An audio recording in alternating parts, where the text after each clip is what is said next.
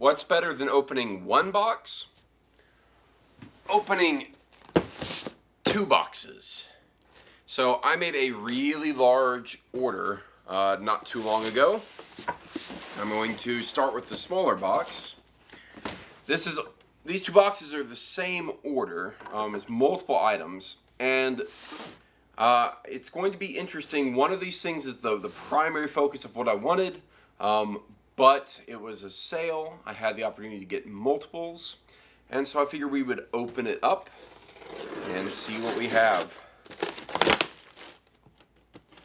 And you will see which manufacturer this is from pretty quickly. All the stuff's from the same manufacturer, although it is multiple different items of interest.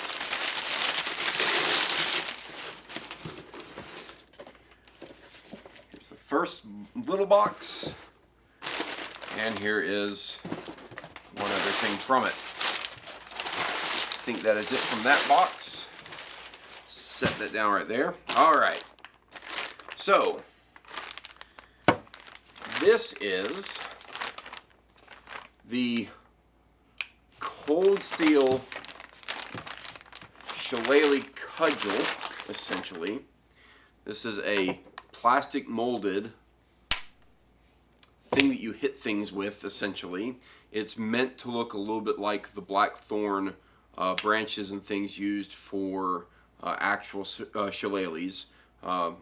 Obviously, this is not nearly as good as an actual shillelagh, but it's a cold steel thing, so it's probably pretty good at bashing. And it was very, very cheap because all this stuff was on sale, and so I figured I'd pick that up just for the heck of it. And I believe this other item is also something to bash with. So let's take a look at that. Oh.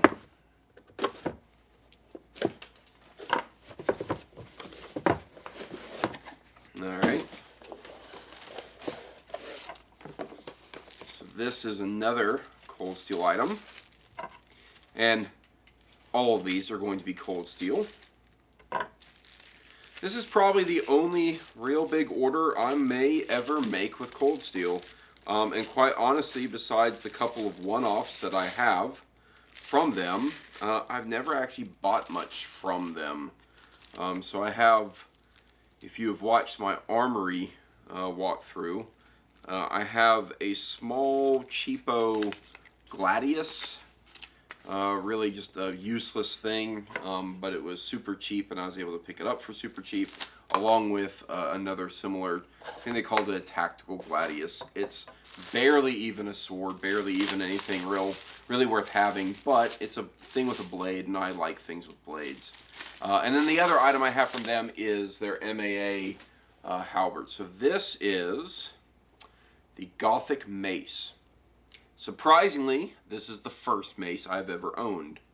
This is also extremely heavy at the front end, which, I mean, it really should be. And it looks good enough. Really basic, simple thing. I actually really look forward to trying this out. Someone asked me if I would do reviews of these type of things, and my answer is actually yes, but I'm more likely to do those reviews come October, when pumpkins are more readily available. Things that are fun to hit with blunt objects. So there is my new mace. So I'm going to set that right there. I'm going to set this right here as well. And now we're going to get to the big box. Now it's the items that are in the big box that I really wanted. So these other two are items I picked up because they're on sale and I could add them into the shipping, and the sale was actually, Cold Steel was doing a Cinco de Mayo thing, and so they were selling pretty much all their products for what you could get, generally speaking, at retail from any other reseller, which is much lower than their normal asking price. But I was able to get some of the 2016 items that were not yet available in those other resellers. Actually, I'm going to cut it right here. It looks like this is a box that opens up two different halves, so I'll try to get creative on how I'm going to open this. But I normally would not ever buy directly from Cold Steel, except for in the case where they have a sale that makes it better to buy from them, and less likely, or more likely that I'm going to get an item that I couldn't get via another reseller sooner rather than later. And that's certainly the case with many of the 2016 things. And so this Cinco de Mayo sale was something like 40% off of their marked price, which just tells you just how much of a ripoff their actual marked price is, that when they take 40% off in a sale, then they're beginning to rival the actual MSRP. I have no idea why they do that, other than I think they want to be able to say, hey, we're doing a sale, and get people's attention. So you have to be kind of aware of that if you're ever buying directly from Cold Steel. Probably not really worth it. All right, top of this box comes off. I got 2 smaller boxes. I'm going to open the large one last because it's the one I'm really looking forward to. And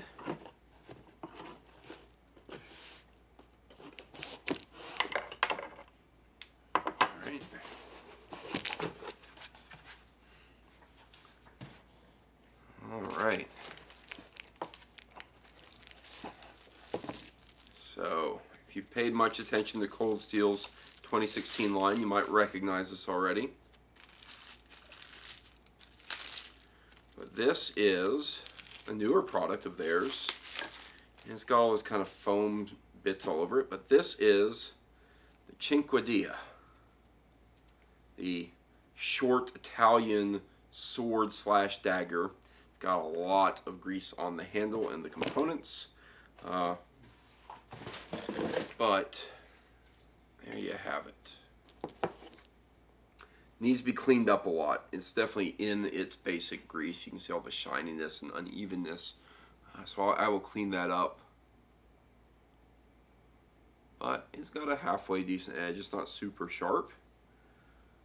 And so I'm going to make some of my notes about Cold Steel swords and products now for the very first time, because this is really the first time I've owned anything that's probably really actually constructed like an actual sword, or at least basic construction with a tang and whatnot. Not seeing much that doesn't remind me a lot of Windlass in this. There's a pretty big gap between the blade and the cross piece. And I honestly don't know. I think this might actually be a nut here, because that looks like something that could be screwed on. I have to clean it up. It's very slick with the grease right now, so I can't really speak to that. And I wasn't really actually paying all that much attention to the description of how they peen it and or not. I don't even know if they have that on their website, but it's probably worth noting this looks like it's threaded, not peened. And it's pretty basic. It has a halfway decent scabbard here. Halfway decent, in the same way that I really feel that Windlass scabbards are. However, it stays on. It's got the snug fit to it that it needs. I certainly think it needs to be cleaned.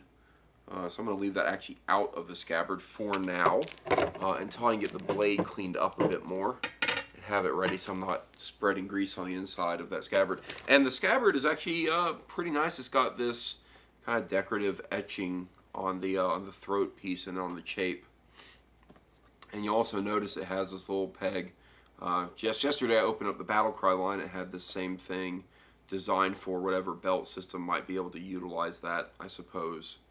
So, I'll be honest, the leather scabbard is actually just leather. I don't see any wood. Oh wait, no, there is some. Okay, that is wood.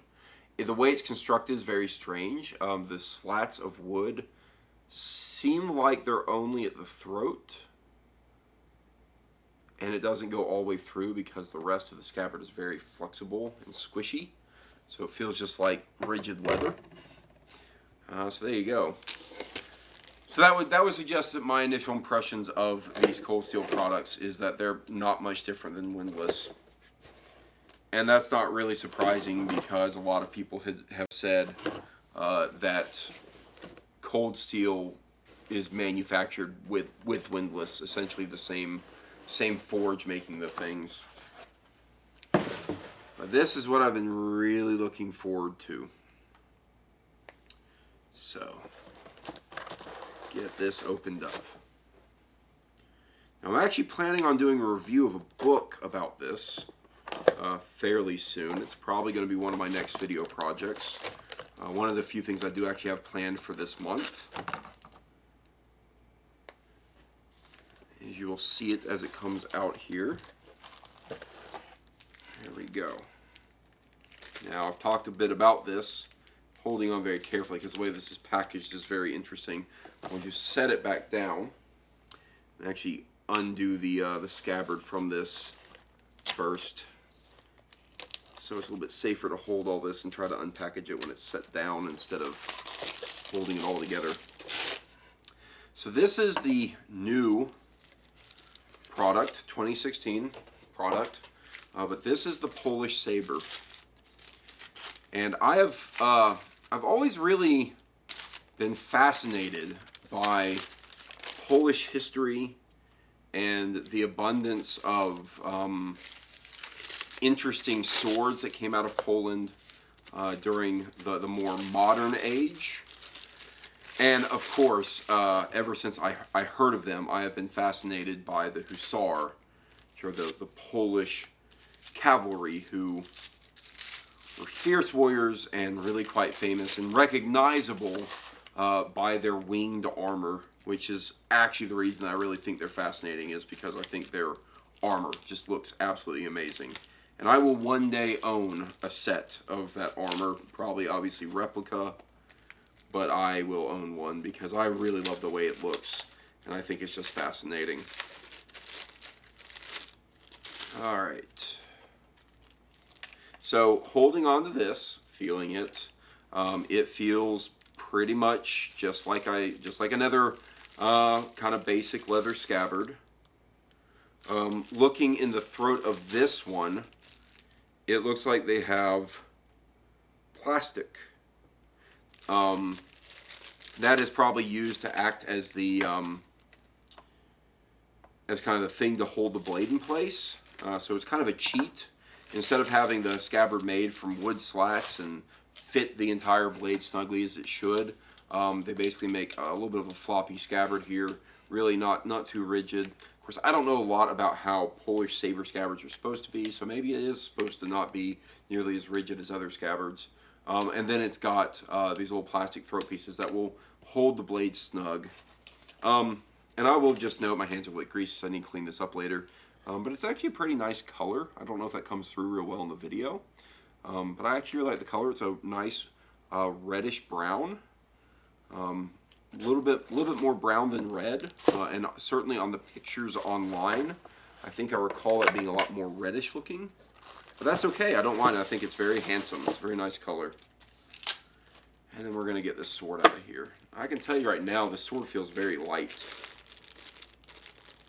So let's see here.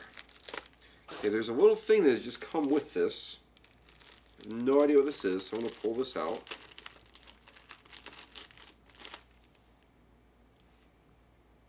It is a little oval leather piece. I think it's supposed to fit down over the blade. I will figure that out in a moment.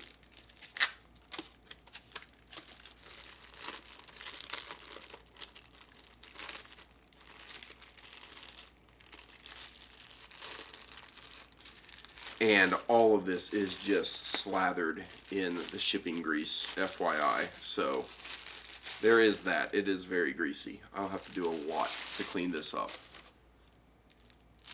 And finally the blade. Oh my goodness. Yeah, these are all going to require a good bit of cleaning. I always think sometimes these sword companies go a little bit overboard in how much they put on them. So, it's got a thumb ring guard.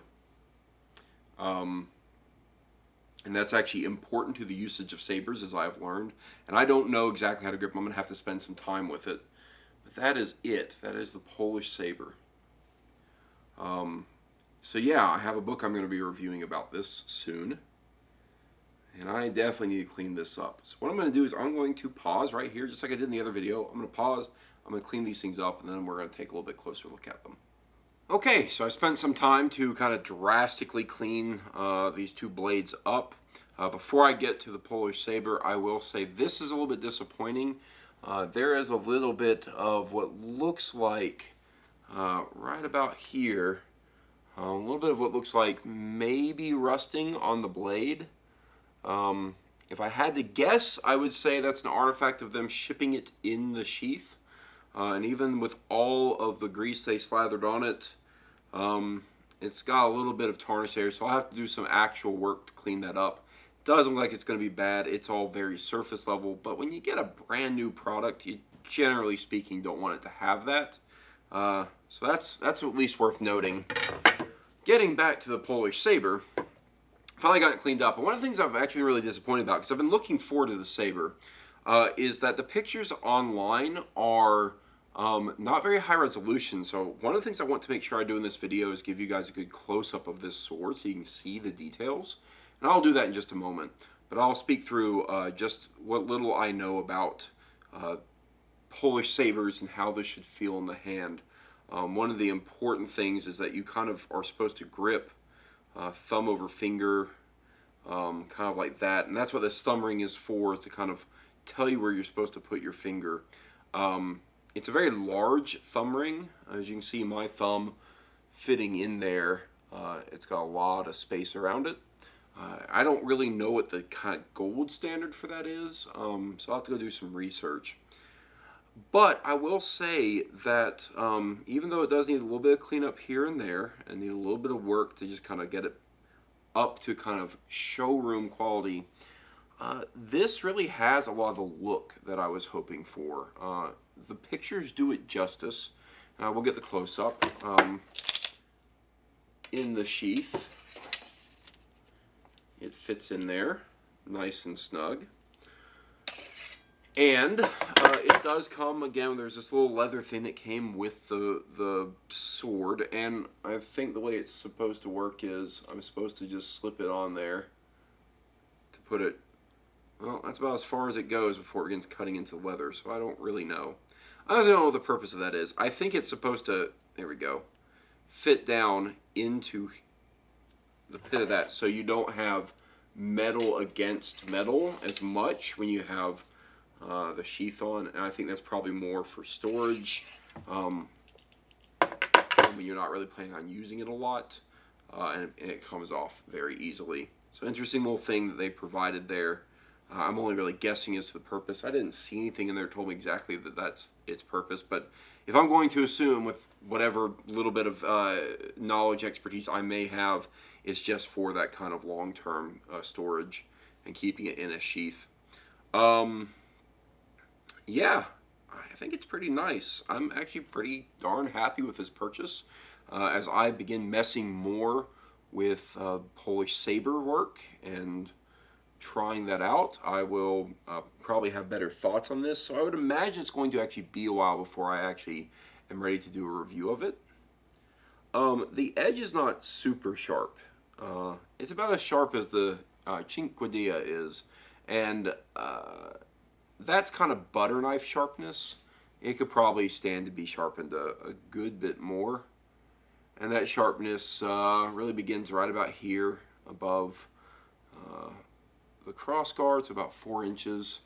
And of course goes all the way to the tip. And the back edge on this is not sharpened. So I know that could be the case in some sabers. It is not the case with this one. So there you have it. I will give you some close-ups of the sword. Keep in mind that this is still pretty greasy and still probably requiring a good bit of cleanup. So if you see any spots on it, that's just because I kind of did a rush job in cleaning it up. But I'll get you some close-ups.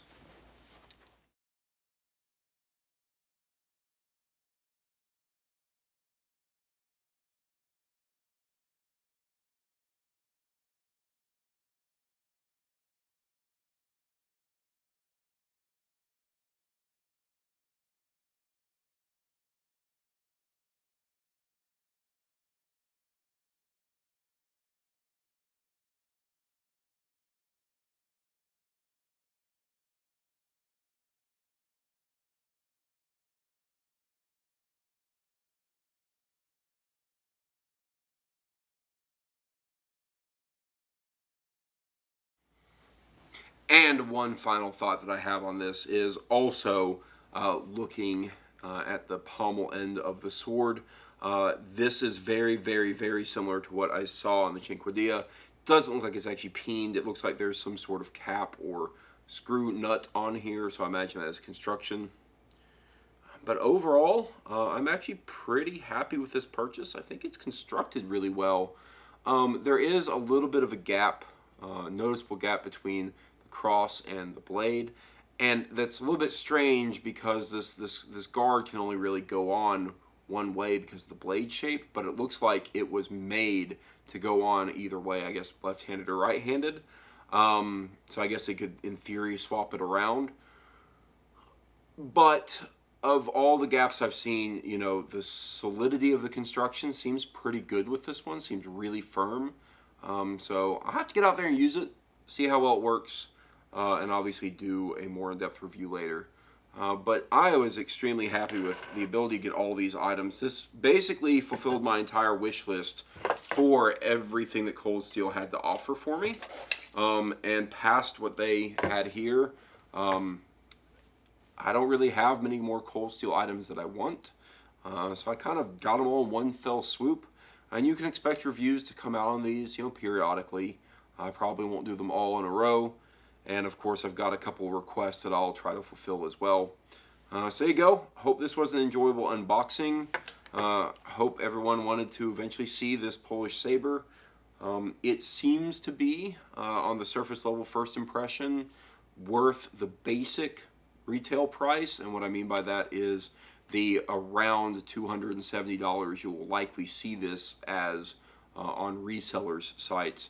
Don't buy directly from Cold Steel unless they're doing a massive sale that brings their price down to the basic reseller rating. So there you go. I think it's pretty interesting. I'm sure people who are saber experts would have a lot more insight than I do. But hopefully my little bit of insight is helpful to some of you here. And hopefully in a future review, I will have better things to say. So see you next time.